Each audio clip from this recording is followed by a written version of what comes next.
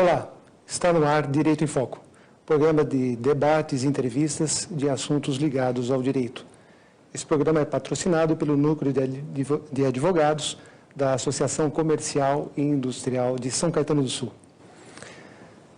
Hoje nós vamos conversar um pouquinho sobre um tema de extrema importância, um dos temas centrais do governo deste ano, e com certeza vai ser um dos temas principais dos debates dos presidenciáveis. Nós vamos falar hoje sobre a questão do déficit na Previdência. É um assunto de alguns bilhões. Está sendo divulgado, ou foi divulgado pelo governo, que o déficit da Previdência no ano passado foi de 268 bilhões de reais. Então não é pouca coisa. E isso impacta num país como o nosso de uma maneira muito forte. Para se ter uma noção, isso representa quase 3% do PIB.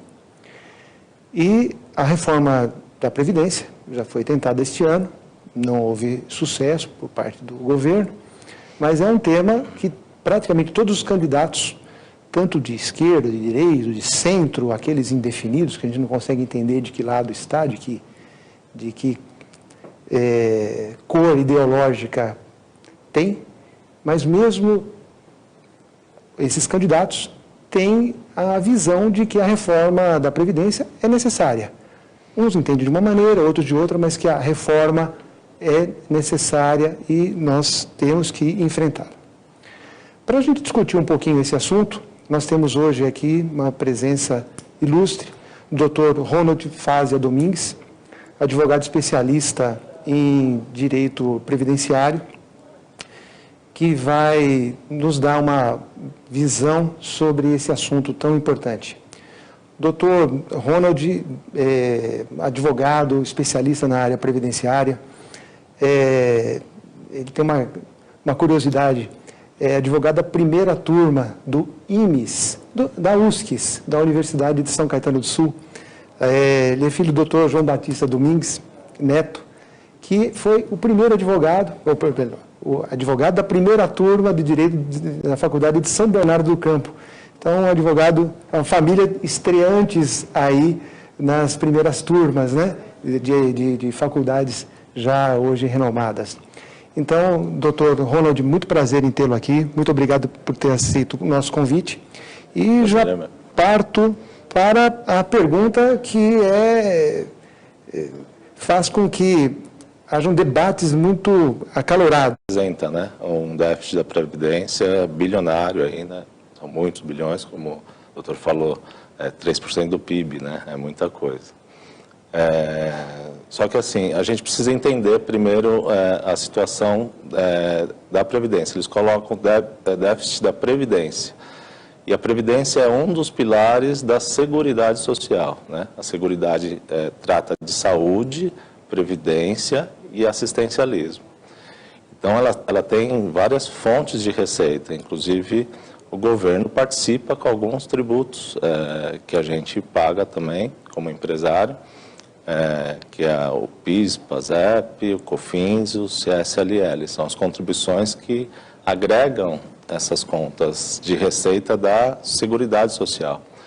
Então, se a gente analisar esse contexto todo, a Seguridade Social, isso foi tema inclusive debatido em CPIs no Poder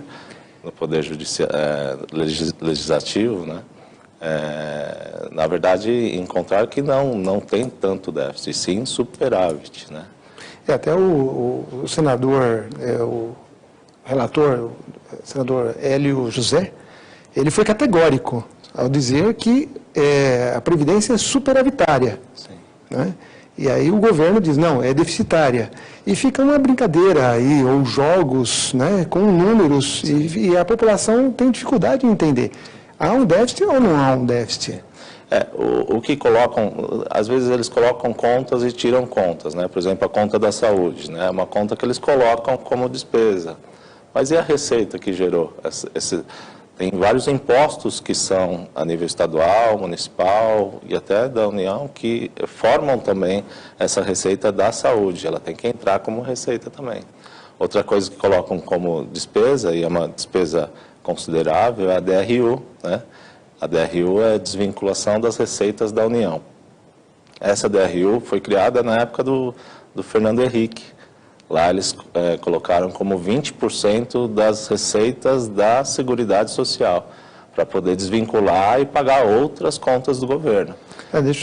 Só para a gente entender bem, né, só para o nosso público poder compreender o que é a DRU.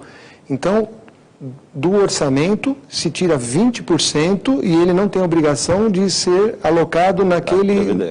Ele é específico da Seguridade Social. Ele entrou para a Seguridade. Para os impostos lá, que eu falei, CSLL, PIS/PASEP e o COFINS.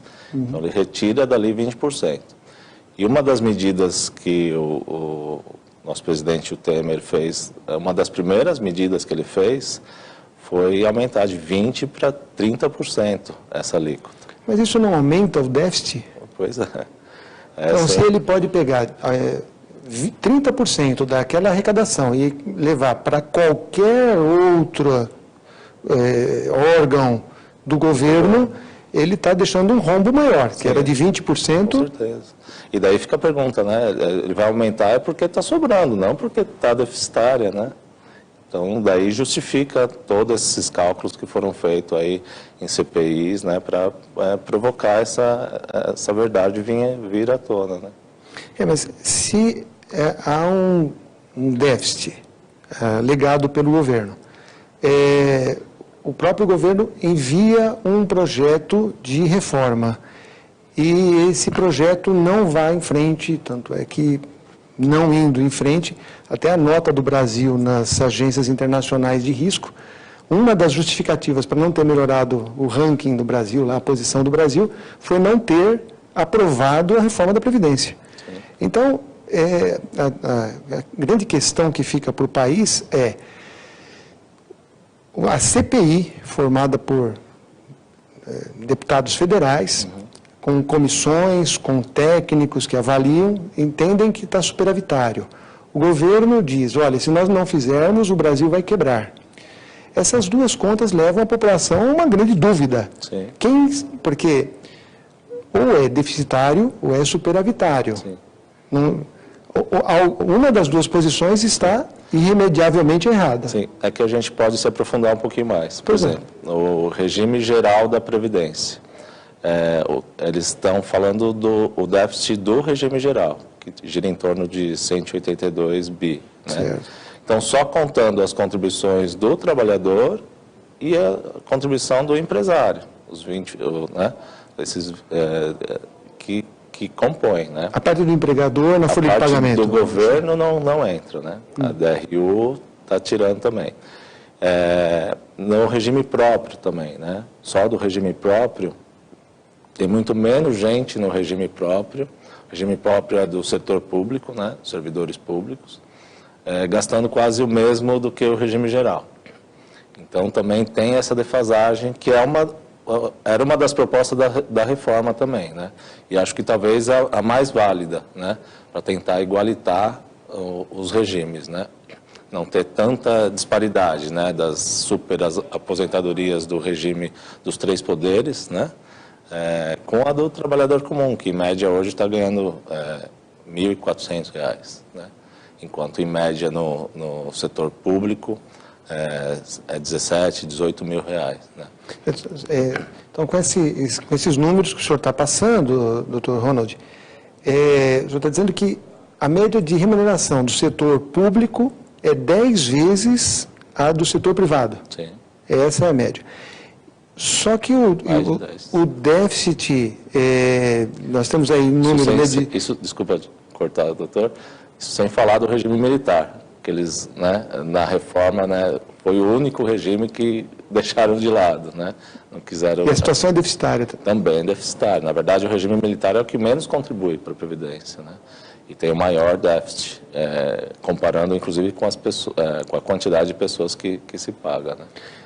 Uma das críticas que se faz à questão do regime militar, me parece, é a questão das pensões, né? As filhas dos militares que se mantêm solteiras, é uma crítica que se faz, teria que se fazer uma análise muito profunda sobre isso, mas parece que é algo que mina muito os recursos. Também. Né? As pensões, as aposentadorias, mais do que o próprio regime dos aposentados e tal. Sim. Porque parece que isso se perpetua. Sim. Né? E faz sentido em épocas de guerra, né? Que os filhos não vão ter mais sustentabilidade, né? E os militares vão ter que ir para o fronte e vai se pagar a pensão. Caso contrário, não, né? Então, seria uma proteção em épocas, né, de guerra, e não em situações comuns, né, como a gente enfrenta aqui. Mas são todas questões, isso sem falar, a gente entraria num outro tema também, das dívidas que o INSS tem, né? Esse ano se ventilou os 500 maiores devedores do INSS também, né? Existem bancos até públicos. Emissoras de TV, bancos. A JBS também está lá no topo, né? E das dívidas, uma parte se renuncia, o governo renuncia, se não me engano, em torno de 270 bi nos últimos 6 anos. Isso dá, em média, 45 bi por ano que se renuncia através dos programas de refins. Ultimamente saiu um PERT, né, que foi o Super Refins, né? Uhum. Que é uma redução da dívida e o seu parcelamento. Sim. Juntam duas coisas. E a outra situação é as dívidas que vão para a justiça, né? Para se cobrar, o governo cobra bem pouco essas dívidas, né? Existem números aí em torno... tem divergência desses números, mas vamos pegar o mais baixo, são 440 bilhões de reais, né? Quer dizer, praticamente 2 anos de déficit estão com os devedores da Previdência. Do INSS, né? Então tem toda essa situação, né? Então a gente precisa entender a Previdência num contexto geral. E no meu ponto de vista, não é o trabalhador comum do regime geral que tem que pagar essa conta, né? Porque tem uma série de situações que fazem com que a Previdência chegue hoje nessa situação, né? Mas uma das acusações que estão se fazendo é ao trabalhador que ele vai viver mais, né?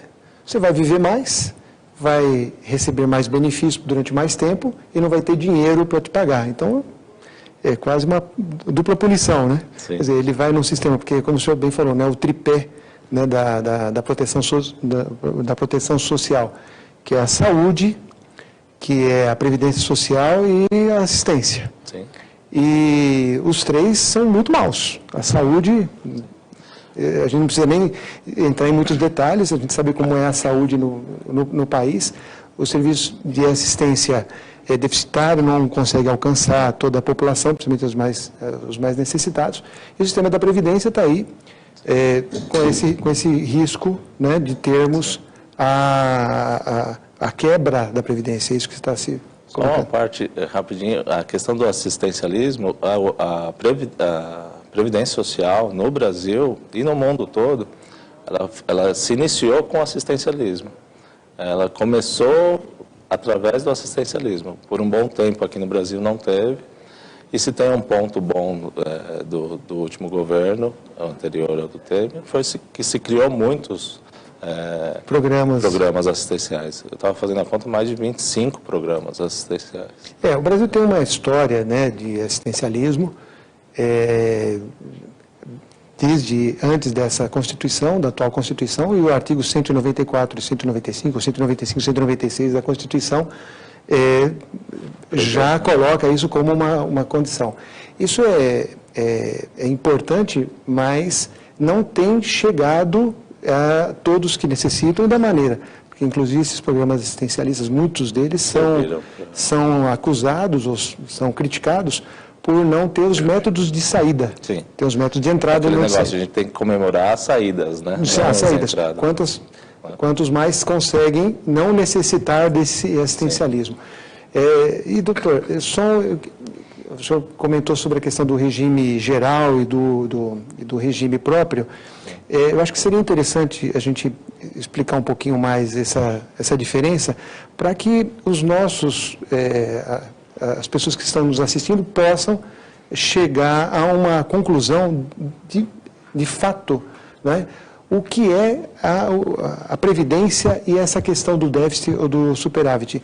Mas eu vou deixar essa questão para depois dos nossos intervalos. Nós voltamos daqui a pouquinho. Não saia daí, por favor. Voltamos com o programa Direito em Foco. Programa patrocinado pelo Núcleo de Advogados da Associação Comercial e Industrial de São Caetano do Sul.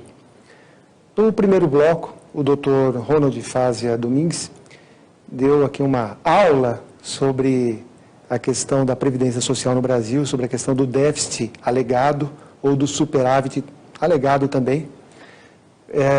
E fez várias considerações, várias explicações desse assunto tão importante para todo o Brasil. Algo que, se forem corretos os números desse déficit, representam praticamente 3% do PIB. 268 bilhões de reais de déficit na Previdência. Algo nada desprezível mesmo. E, terminando o primeiro bloco, eu perguntei ao Dr. Ronald qual a diferença entre o regime próprio e o regime geral da Previdência. Porque me parece que essa caixinha escura e fechada, né, da Previdência, que dá essas diferenças, se é superavitário em 100 bilhões, em 200 bilhões é débito, enfim, tudo isso me parece que passa por essa questão conceitual do que é o regime próprio e do que é o regime geral. Então, doutor, nos esclareça, ou esclareça aí aos nossos espectadores, o que é essa diferença e por que ela é tão importante para a gente entender a situação da Previdência Social no Brasil. Bom, basicamente a diferença entre os dois regimes, o regime geral é o do trabalhador comum, né, que é registrado em carteira e que tem lá o desconto do INSS na carteira, né. Quem está trabalhando na economia informal não tem esse direito, né, não entra para o regime geral. Já o regime próprio, ele é do funcionalismo público, né, daí a gente pode citar os três poderes, né, que eu comentei, Poder Legislativo, o Judiciário e o Executivo, né? E alguns setores também as autarquias, né? Todos os cargos comissionados de governo, algumas estatais também com essas que se adequam ao regime próprio, né? Tem estatais que são mistas, né? Tem regime próprio e regime geral. Né? Só para a gente esclarecer essa questão. São os estatutários e os seletistas, é isso? Podemos colocar dessa maneira? Isso. Então, perfeito. O seletista vai no regime geral e o estatutário no regime próprio. E aí, dependendo... Aí mudam-se os tetos, né? No regime geral, o teto hoje está 5.650, por aí. Esse teto é o valor máximo de contribuição e de recebimento. Uhum. E no regime próprio, esses tetos, dependendo da situação, do poder, ele varia, né? Recentemente, o Supremo Tribunal Federal aumentou o reajuste dele de teto, né? Se não me engano, estava em 36, eu sou ruim de números, parece que iria para 39 mil, né? E isso vai ter um efeito cascata aí no Poder Judiciário, né? E isso vai afetar diretamente os cofres do INSS também. Porque mesmo o senhor não lembrando exatamente qual é o valor do teto, com certeza é muito diferente do teto do regime geral, né? Sim. 5 mil e pouco para 30 mil. Quase 40 mil. Agora, né? Então, a questão da reforma da Previdência, um dos pontos melhores da reforma é tentar igualar esses sistemas, né? Não deixar tão distante um do outro, por um lado. E, por outro, o governo muito inchado de pessoas, né? Tem pessoas que no setor público ganham muito mais, 7 vezes ou até 10 vezes mais um garçom.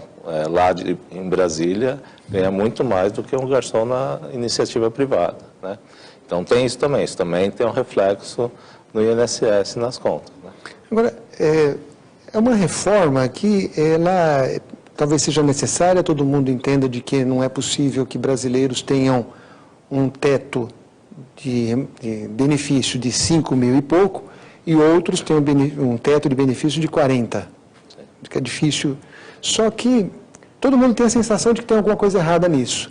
Agora, nós, para chegarmos numa reforma que equilibre essa situação, nós teríamos que dizer, ou para esse de 5, que o teto dele passa a ser 40, e aí eu acho que quebra, não precisa fazer muita conta, o sistema não aguenta, e fazer com que esse que tem o de 40, baixar para 5. Então, eu acho que nós temos um problema sério, porque nenhum candidato vai conseguir. E tem a questão do direito adquirido também, né, que não pode ser infringido, né? Então, as pessoas que estão nesse sistema, até se tiver uma mudança, né, tem que... Tanto que a proposta de aumento de idade para o regime geral, ela finalizaria em 2038, né, com 65 anos de idade, né? A proposta era para que acabasse a contribuição, a aposentadoria por tempo de serviço, né, e ficasse só por idade. Né? Hoje tem a mista, né? Hoje tem as mistas ou a só por idade também, né? Isso no regime geral. Alguns críticos levantam a seguinte hipótese: se acaba o tempo de contribuição, só fica por idade, aí verifica qual é o tempo mínimo de contribuição, 15 anos. São 15, eles querem aumentar para 25, mas daí voltar para os 15. Aí as pessoas diminuiriam, retardariam o ingresso no tempo de contribuição e nós teríamos um achatamento de remuneração.